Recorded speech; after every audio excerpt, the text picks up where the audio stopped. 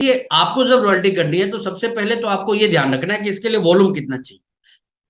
हम सभी जानते हैं कि एक तरफ कम से कम 3.5 लाख का वॉल्यूम चाहिए होता है, दूसरी तरफ कम से कम 1,15,000 का, या दूसरा तीसरा चौथा मिला के कम से कम 1,15,000 का वॉल्यूम हमें करना ही होता है, जब जाके हम रॉयल्टी की पहली पात्रता को हासिल कर पाते हैं। बिल्कुल उसी तरीके से अब हमें पेन पेपर लेके बैठ जाना है और ये तय करना है कि 3.5 लाख का वॉल्यूम कितने लोगों के माध्यम से आ सकता है। नंबर ऑफ ज्वाइनिंग वहां पे क्या होनी चाहिए, जो परचेजिंग वॉल्यूम है, परचेज वॉल्यूम हमारा क्या होना चाहिए पर व्यक्ति, पूरे टीम में नंबर ऑफ डायमंड क्लब कितने होने चाहिए, नंबर ऑफ बायर कितने होने चाहिए, नंबर ऑफ सेलर कितने होने चाहिए। इन सारी चीजों का मेजरमेंट जब हम करेंगे तो हम आसानी से उस लक्ष्य को हासिल करने की स्थिति में आ जाएंगे। और मैंने लाइफ में यही सीखा है आदरणीय सुरेंद्र सर से कि आप किसी भी चीज को अचीव करना चाहते हैं अपने जीवन में, तो आप उसको ना कागजों पे पहले अचीव कीजिए, और जैसे ही आप उसको कागज पे अचीव करते हैं तो आपको एक रोड मैप मिल जाता है। जैसे कि 3.5 लाख का हमने एक रोड मैप तैयार किया कि हमारे 200 लोग ऐसे होंगे जो 1,1,000 की खरीदारी करने वाले होंगे, 1,1,000 वॉल्यूम की खरीदारी करने वाले होंगे। अब इतने मात्र से ही आप जब आंकड़े उठाएंगे तो 2 लाख का वॉल्यूम आपका तैयार हो जाएगा। आपके 20 लोग यदि डायमंड क्लब करने वाले आ जाए, 1 लाख और का वॉल्यूम आपको मिल जाएगा, लगभग 3 लाख हो जाएगा। और 10 लोग यदि 5 लोग यदि 10-10 हजार वॉल्यूम डिटेल करने वाले हों तो 50,000 वहां से आ जाएगा। तो ये एक आंकड़ा है जो कि तय कर देगा कि इतने लोगों के माध्यम से ये करवा के आप 3.5 लाख का वॉल्यूम ले सकते हैं। हम क्या करते हैं, हम इंतजार में रहते हैं कि हमारे नीचे कोई लीडरशिप हो जाएगा और हमारे नीचे कोई ईगल हो जाएगा तो हम रॉयल्टी हो जाएंगे। ऐसा नहीं होता है।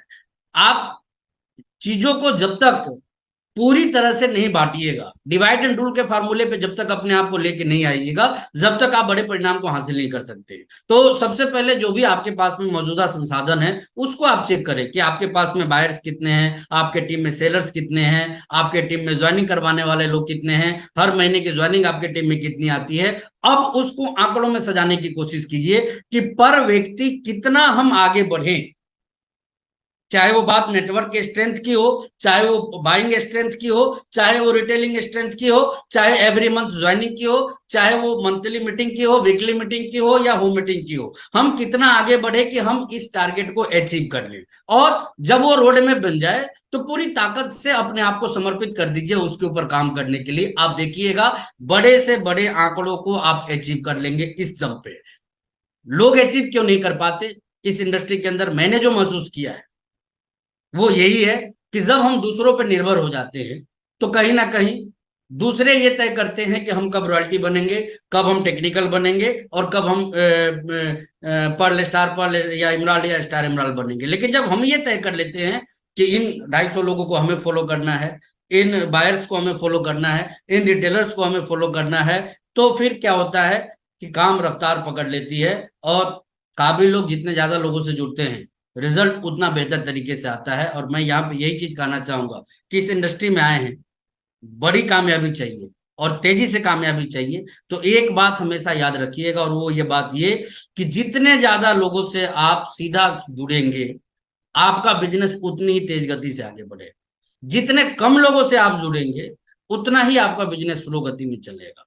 यानी कि देखिए, हर पहिए को जितनी ताकत मिलेगी वो पहिया उतना ही तेज गति से घूमेगा। हर व्यक्ति को हमारे नेटवर्क में जितना मोटिवेशन मिलेगा, जितना एजुकेशन मिलेगा, जितना एक्साइटमेंट मिलेगा, जितना फॉलोअप मिलेगा, वो व्यक्ति उतनी तेज गति से आगे बढ़ेगा। और हमारे नेटवर्क में यही काम जितना स्लो प्रोसेस में होगा, हमारे नेटवर्क का ग्रोथ उतना ही स्लो प्रोसेस में होगा, और देन रिजल्ट्स भी जो हमें मिलेंगे वो उसके अकॉर्डिंग ही मिलेंगे। तो कहीं ना कहीं हम हमारे रिजल्ट के ऊपर ब्रेक खुद ही दबा देते हैं। और वो ब्रेक कैसे दबाते हैं, हम डिपेंडेंट हो जाते हैं, मिस्टर डिपेंडेंट बन जाते हैं कि हम लीडर लीडर खेलने लग जाते हैं। और मैं आपको बताऊं कि समय पे कोई काम यदि होता है तो ही ठीक माना जाता है, अदरवाइज यदि समय से पहले या समय से बाद यदि आप किसी काम को करने की कोशिश करते हैं तो वो सही नहीं माना जाता।